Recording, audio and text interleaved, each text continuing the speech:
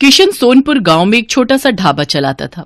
इस काम में उसकी पत्नी कमला भी पूरा साथ देती थी। कमला और किशन दोनों मिलकर सुबह से शाम तक अपने ढाबे पर काम करते और जो पैसे बचते उनसे अगले दिन का सामान खरीदते और बाकी से घर का गुजारा करते। ऐसे ही दिन बीत रहे थे। गर्मियां आने वाली थी।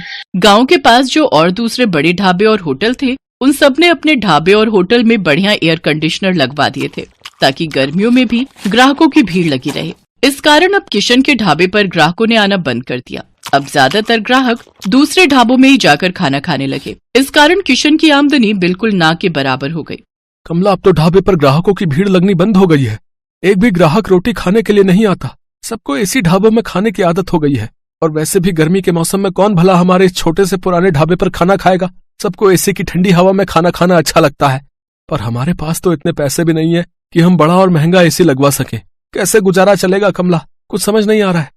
इसी बात को लेकर तो मुझे भी चिंता हो रही है। ग्राहक नहीं आते तो खाना भी रोजाना का खराब हो रहा है। हमारा तो बहुत नुकसान हो जाएगा। अब तो थोड़े से ही पैसे बचे हैं जिनसे सिर्फ एक दाल और रोटी बना सकते हैं। उसके अलावा हम कुछ नहीं बना सकते। किशन भाई, गर्मी में यहाँ बैठकर खाना बहुत मुश्किल है। आज तो मैं गलती से बैठ गया, नहीं तो अब तो मैं एसी वाले ठंडे ढाबे में ही खाना खाऊंगा। वहाँ थोड़े पैसे ज्यादा होते हैं पर आराम से खाना तो खा लेते हैं। लाओ, कितने पैसे हो गए? 50 रुपए। ये लो, और इस ढाबे का कुछ करो और साथ में एसी ढाबा करो इसे, नहीं तो कोई खाना खाने नहीं आएगा। दिन पर दिन किशन और कमला परेशान रहने लगे। अब तो इक्का दुक्का ही ग्राहक उनके ढाबे पर आता। इस कारण किशन ने सिर्फ एक दाल और रोटी बनानी शुरू कर दी, क्योंकि बाकी चीजें अगर वो बनाए तो ग्राहक नहीं आए तो खराब हो जाएंगी और फिर पैसे भी तो चाहिए। इसी कारण वो जैसे तैसे अपना ढाबा थोड़ा बहुत चला रहा था। कमला, आज बस 250 रुपए की कमाई हुई है। अब तो कोई रास्ता ही नजर नहीं आ रहा है। मुझे लगता है हमें अपना ढाबा बंद करना होगा। किशन के ढाबे के सामने एक बहुत बड़ा ढाबा था। वहाँ ग्राहकों की भीड़ लगी रहती थी, क्योंकि इस साल ही वहाँ के मालिक रघु ने बहुत ही बढ़िया मरम्मत करवाकर ढाबे में एसी लगवा दिया था। क्या बात है किशन, आज भी तेरे ढाबे पर कोई नहीं आया? एक काम कर, ढाबे पर ताला लगा दे। अब तेरा ढाबा नहीं चलने वाला। इतनी भारी गर्मी में एसी के बिना कोई खाना खाने नहीं आएगा, और तेरे पास इतने पैसे नहीं है कि तू मेरी तरह इतना महंगा एसी लगवा सके। और मैंने एक नहीं 2-2 एसी लगवाए हैं, तब जाकर अच्छी कमाई हुई है। किशन और कमला ने सोच लिया था कि अब इस ढाबे को बंद कर देंगे। थोड़ा बहुत राशन रखा था, जिससे उन्होंने आज का ढाबे का खाना बना लिया था। कमला, ये दाल और रोटी जो बनाई है बस आज की बेच लेते हैं, कल से ताला लगा ही देंगे। कोई फायदा दिखाई नहीं दे रहा है। हाँ, मैंने जो दाल बची थी वो बना दी है, और थोड़ी बहुत तंदूर की रोटियां भी। उस दिन पूरा दिन कोई भी ग्राहक नहीं आता। दाल और तंदूर की रोटियां ऐसे ही रखी थी। कमला, मुझे लगता है अब कोई नहीं आएगा। रात के 9 बज रहे हैं, हमें घर चलना चाहिए। सामने रघु के ढाबे पर भीड़ लगी हुई है, तो भला यहाँ कौन आएगा। तभी किशन देखता है सामने रघु के ढाबे पर एक बहुत ही जरूरतमंद आदमी अपनी गर्भवती पत्नी के साथ कुछ मदद मांग रहा है।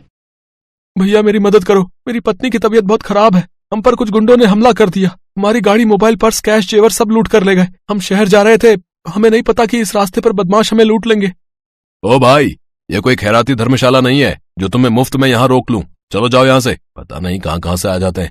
मुझे क्या पता, कोई चोर उचक्के लुटेरे हो तुम।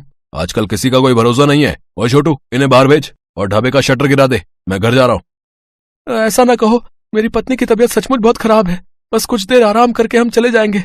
अरे अरे, सुनो तो भैया, भैया सुनो तो। सुनो जी, अब खड़ा नहीं हुआ जा रहा। मुझे बहुत प्यास लगी है, थोड़ा सा कहीं से पानी ले लो। किशन और कमला उस व्यक्ति और उसकी पत्नी को देख रहे थे। किशन दौड़कर उनके पास जाता है। भैया जी, आप चिंता मत करो, आप मेरे साथ मेरे ढाबे पर चलो। आइए बहन जी, आप मेरे साथ आइए। किशन और कमला उस व्यक्ति को और उसकी पत्नी को अपने ढाबे पर ले जाते हैं। साहब, ये दाल और रोटी आप खा लो, यहाँ कोई चिंता वाली बात नहीं है। पता नहीं, हम तो पहली बार इस रास्ते से गुजर रहे थे। जंगल का रास्ता था और पता ही नहीं चला कि कब इन बदमाशों ने हमारी गाड़ी को रोक लिया। किसी तरह से उनसे रहम की भीख मांगकर मैं अपनी पत्नी को सुरक्षित बचा कर लाया। मुझे धन दौलत की कोई कमी नहीं है। बस मैं तो कुछ देर आराम करने के लिए वहाँ सामने के ढाबे से मदद मांग रहा था, पर उन्होंने तो मेरी बात पूरी सुने बिना ही मुझे मना कर दिया। मैं अगर आज कुछ देर वहाँ रुकता तो अगले दिन अपने नौकर के हाथ पैसे भिजवा देता। तुम बहुत भले हो, तुमने भी तो बिना जाने पहचाने आज हमारी मदद कर दी। अच्छा, तो तुम ये ढाबा चलाते हो? साहब, चलाता तो हूँ, पर आज मेरा इस ढाबे पर आखिरी दिन था। मैं इस ढाबे को बंद कर रहा था। शायद आपकी किस्मत में आज मेरे ढाबे की रोटी खाना लिखा था। किशन अपना सारा दुख उस व्यक्ति को बताता है। चिंता मत करो भाई, अब तुम्हें इस ढाबे को बंद नहीं करना पड़ेगा। मेरा नाम वीरेंद्र सिंह है, मैं शहर का जाना माना व्यापारी हूँ। मेरे पास भगवान का दिया सब कुछ है, बस एक औलाद की कमी थी, वो भी भगवान ने हमारी झोली में खुशियां देकर पूरी कर दी। आज मेरी पत्नी की तुमने बहुत मदद की है, अब उसकी तबीयत में भी सुधार है और हम पति पत्नी सुरक्षित घर पहुंच जाएंगे। इससे बड़ी और क्या बात होगी। सुषमा, अब तुम्हें कैसा लग रहा है? मैं बिल्कुल ठीक हूँ जी। कमला ने मेरी बहुत देखभाल की है, अब मुझे बिल्कुल ठीक लग रहा है। अब मैं सफर कर सकती हूँ। किशन, तुम चिंता मत करो, मैं कुछ दिनों में तुम्हारे पास आता हूँ। तुम्हारे इस ढाबे को एसी ढाबा बनाने की जिम्मेदारी मेरी है। किशन और कमला की खुशी का ठिकाना नहीं था। उन्होंने किसी मजबूर की सहायता की तो भगवान ने उनकी सहायता की। कुछ दिनों बाद जब वीरेंद्र सिंह लौटता है तो उसके हाथ में एक मिठाई का डिब्बा था। उसकी पत्नी के बेटा हुआ था। बेटा होने की खुशी जानकर कमला और किशन भी बहुत खुश होते हैं। वीरेंद्र सिंह अपने खर्चे से किशन और कमला को एक बहुत ही बढ़िया और बड़ा एसी ढाबा बनाकर देता है, जो फुली एयर कंडीशनर था। किशन का ढाबा किसी बड़े 5 स्टार होटल से कम नहीं था। अब तो ग्राहकों की भीड़ उस ढाबे पर आने लगी।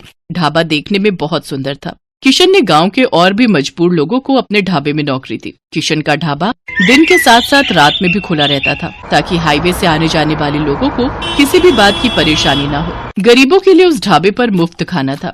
वीरेंद्र सिंह अपनी पत्नी के साथ अक्सर किशन के ढाबे पर आ जाता था। आज किशन के कारण ही वीरेंद्र सिंह का परिवार सकुशल था और वीरेंद्र सिंह ने भी किशन के लिए जो किया वो किसी बड़े उपकार से कम नहीं था। तभी तो कहते हैं कि भगवान अच्छों के साथ हमेशा अच्छा ही करते हैं, इसलिए हमें सदैव मजबूर लोगों की सहायता करनी चाहिए।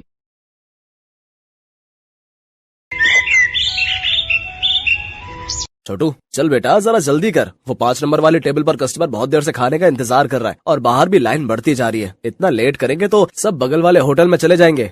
बस मालिक, 5 नंबर वाले का ऑर्डर तैयार है और यहाँ कुछ टेबल भी बस खाली होने वाली हैं, तो बाहर वाले कस्टमर्स अब अंदर आ सकते हैं।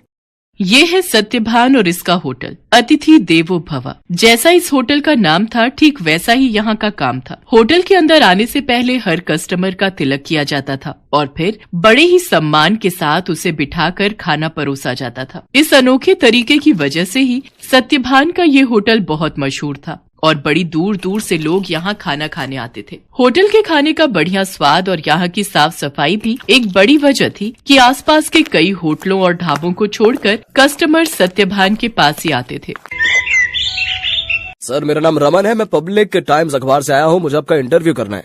अच्छा, हाँ, क्यों नहीं, आइए आइए। रुकिए, पहले मैं आपका तिलक करूँगा। हाँ, अब ठीक है, अब आप यहाँ आराम से बैठिए। छोटू, जल्दी से साहब के लिए गर्मा गर्म कचौड़ियाँ और बढ़िया चाय तो लेकर आ। हाँ तो सत्यभान जी, सबसे पहले मैं आपका पूरा होटल और यहाँ की किचन देखना चाहूंगा। वैसे सुना तो मैंने ये है कि आप किसी को भी अपनी रसोई में लेकर नहीं जाते, लेकिन मुझे तो आपके वहाँ लेकर जाना ही होगा, वरना ये इंटरव्यू अधूरा रह जाएगा। अरे बस, वो बात ऐसी है कि आप तो जानते ही हैं, होटल के बिजनेस में सारा खेल खाने में इस्तेमाल होने वाले मसालों और रेसिपी का ही है, और यहाँ मैंने और मेरे साथियों ने बड़ी मेहनत से ये सब तैयार किया है। अच्छा, लेकिन आपके यहाँ जो लोग काम करते हैं, मतलब आपके साथी, अगर उनमें से किसी ने धोखा दिया तो? नहीं नहीं, ऐसा तो हो ही नहीं सकता। यहाँ जितने भी लोग मेरे लिए काम करते हैं वो सब के सब मेरे गांव से ही हैं, यानी सब मेरा परिवार है। आज तक का रिकॉर्ड है, मुझे मेरा कोई साथी छोड़कर नहीं गया। ये तो वाकई बहुत बड़ी बात है। लेकिन अब तो आप इतने मशहूर हो गए, आपका होटल एक ब्रांड बन चुका है, तो लोग आपकी रसोई को अंदर से देखना चाहते हैं। आप चिंता मत कीजिए, मैं आपके मसालों और रेसिपीज का राज नहीं खोलूंगा, लेकिन रसोई के अंदर की कुछ फोटोज तो चाहिए होंगी आपके इंटरव्यू के साथ छापने के लिए।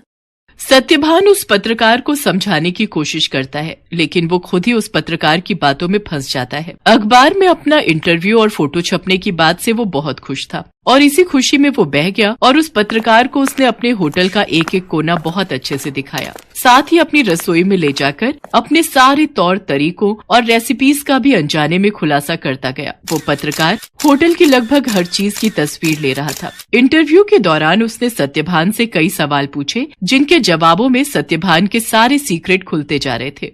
अच्छा सत्यभान जी, बहुत अच्छा लगा आपसे मिलकर। इंटरव्यू के लिए शुक्रिया, अब मैं चलता हूँ। जी, आपका बहुत शुक्रिया। अब वैसे ये सब कब छपेगा अखबार में?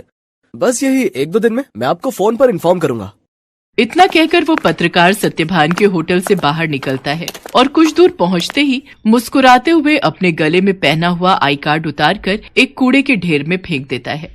बड़ा अक्लमंद समझता था खुद को, एक नंबर का बेवकूफ निकला ये तो। असल में ये आदमी कोई पत्रकार था ही नहीं, पास ही मौजूद एक दूसरे होटल के मालिक का रिश्तेदार था, जो पत्रकार बनकर सत्यभान के सारे सीक्रेट जानने के लिए उसके पास गया था। ये आदमी अपने मकसद में पूरी तरह से कामयाब हो चुका था। इधर सत्यभान रोज सुबह के अखबार में अपने इंटरव्यू के छपने का इंतजार कर रहा था। जा छोटू, देख तो अखबार आ गया होगा। अब तो पूरे 4 दिन हो लिए, आज तो पक्का अपनी फोटो छपी होगी। छोटू फौरन उस दिन का अखबार लेकर आता है, लेकिन बीते दिनों की तरह उसमें भी सत्यभान और उसके होटल का जिक्र तक नहीं था। ये देखकर सत्यभान उदास हो जाता है। ऐसा कई दिनों तक होता रहा। फिर सत्यभान ने उम्मीद ही छोड़ दी और ये सब कुछ भुला दिया। फिर एक दिन अचानक सत्यभान के होटल में रेड पड़ जाती है। फूड इंस्पेक्टर अपने कुछ आदमियों के साथ सत्यभान के होटल पहुंचते हैं और वहां मौजूद हर चीज की जांच करने लगते हैं। देखिए, हमें आपके होटल के खिलाफ शिकायत मिली है कि आप खाने में नकली सामान का इस्तेमाल करते हैं। ये कैसी बातें कर रहे हैं आप? सालों से मैं इस होटल को चला रहा हूँ, वो भी पूरी ईमानदारी से। अगर ऐसा है तो हमें यहाँ की तलाशी लेने दीजिए। चलिए हटिए यहाँ से। पूरी टीम होटल का कोना कोना छानने लगती है। तभी उन्हें किचन के पास एक छोटा सा दरवाजा दिखता है। फूड इंस्पेक्टर खुद इस दरवाजे को खोलकर अंदर जाते हैं तो उन्हें काफी मात्रा में नकली घी, तेल, नकली मसाले जैसी कई चीजें मिलती हैं। तो ये है तुम्हारी ईमानदारी का सबूत? हाँ, शर्म आनी चाहिए तुम्हें। सत्यभान को कुछ समझ ही नहीं आ रहा था कि आखिर उसके साथ हुआ क्या। खाद्य विभाग की टीम सत्यभान के होटल को सील कर देती है। साथ ही सत्यभान को जेल भेज दिया जाता है। एक ही पल में सत्यभान का सब कुछ बर्बाद हो गया था। उसका परिवार सड़क पर आ गया था। सत्यभान खुद को बेगुनाह साबित नहीं कर सका और उसका सब कुछ जुर्माने की रकम अदा करने में चला जाता है। उसके गांव के लोग जो उसके लिए काम किया करते थे वो भी उसका साथ छोड़कर गांव वापस चले जाते हैं, सिवाय छोटू के। चलो, तुम्हारी जमानत हो गई है। जमानत की बात सुनकर सत्यभान चौंक जाता है। वो बाहर आकर देखता है तो एक वकील के साथ खड़ा छोटू उसका इंतजार कर रहा था। छोटू, तूने ये सब कैसे किया बेटा? तेरे पास इतने पैसे कहाँ से आए? मैं तो बिन माँ बाप का एक लावारिस था मालिक। आपने मुझे सहारा दिया था तो मैं आपको इस हाल में अकेला कैसे छोड़ देता? आपको याद है, मैं हर महीने की तनख्वाह से कुछ पैसे जोड़ता था अपनी आगे की पढ़ाई के लिए। बस वही आज काम आ गए। छोटू की बात सुनकर सत्यभान की आंखों में आंसू आ जाते हैं और वो छोटू को गले लगा लेता है। लेकिन अभी भी सब कुछ ठीक नहीं हुआ था। शहर भर में सत्यभान का नाम खराब हो चुका था। इसलिए सत्यभान अपने परिवार और छोटू के साथ शहर छोड़कर अपने गांव चला जाता है। वहां बांस के बड़े बड़े जंगल थे जिनके बीचों बीच एक छोटी सी झोपड़ी बनाकर सत्यभान और उसका परिवार रहने लगता है। सत्यभान के पास गुजर बसर के लायक भी पैसे नहीं थे, इसलिए उसे कुछ तो करना ही था। तभी एक दिन उसने गांव के एक बच्चे को एक आधे कटे बांस में कुछ खाते हुए देखा। सत्यभान उस बच्चे के पास गया और उससे बोला, बेटा, ये क्या खा रहे हो? ये हरे बांस का अचार है और ये रोटी है। ये बर्तन, ये भी बांस से बना है। वो यहाँ गांव में बांस ही सबसे ज्यादा उगता है ना, तो हम लोग इसी का ज्यादा से ज्यादा इस्तेमाल करते हैं। उस बच्चे की बात सुनकर जैसे सत्यभान के दिमाग के घोड़े दौड़ने लगे। उसने फौरन छोटू को अपने पास बुलाया और उसे कुछ समझाने लगा। फिर अगले दिन तड़के सुबह ही वो छोटू के साथ बांस के जंगल में गया और ढेर सारी बांस की लकड़ियां काट कर ले आया। सत्यभान और छोटू दिन रात लगे रहे और देखते ही देखते उन दोनों ने सिर्फ बांस की मदद से पूरा का पूरा होटल बनाकर तैयार कर लिया, जहां दीवारें भी बांस की थीं और सारे बर्तन भी। अब सवाल ये था कि इस होटल में पकेगा क्या? मालिक, आप चिंता मत कीजिए, हमें जाकर सब लोगों से बात करनी चाहिए जो शहर में अपने साथ काम करते थे। मुझे विश्वास है कि वो सब हमारा साथ जरूर देंगे। छोटू की बात मानकर सत्यभान अपने गांव के लोगों से बात करता है। धीरे धीरे गांव के कई लोग उसकी मदद के लिए आगे आते हैं। कई लोग उसे मुफ्त में राशन देते हैं, जिसके साथ हरे बांस का इस्तेमाल करके सत्यभान और छोटू होटल के लिए खाना बनाते हैं। और इस तरह एक बार फिर सत्यभान का होटल चल पड़ता है। लेकिन हालात अब पहले से बहुत अलग थे। कई दिनों तक सत्यभान के होटल में एक भी ग्राहक नहीं आता। फिर एक दिन शहर से कुछ दोस्तों का एक ग्रुप वहां आता है और सत्यभान के अनोखे होटल को देखकर चौंक जाता है। कुछ नया आजमाने के इरादे से वो सभी सत्यभान के होटल के अंदर आ जाते हैं। सत्यभान उन सब की बहुत ही अच्छे से खातिरदारी करता है और फिर भाई वाह, मजा आ गया। ये तो बिल्कुल ही नया एक्सपीरियंस था। शहर से इतनी दूर इतनी अच्छी सर्विस और उससे भी बढ़िया खाना।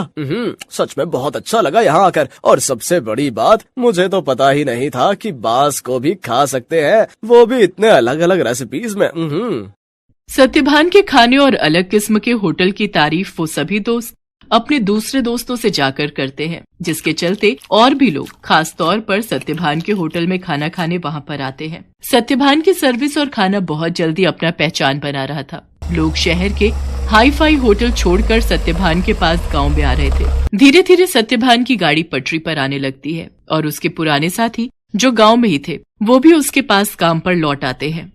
मालिक, भगवान की दया से अब सब ठीक हो रहा है, लेकिन अब तक ये समझ नहीं आया कि आखिर वो सब नकली सामान उस दिन अपने होटल में आया कहाँ से। ये पहेली तो सच में सुलझानी ही होगी छोटू। मुझे लगता है मुझे कुछ करना चाहिए।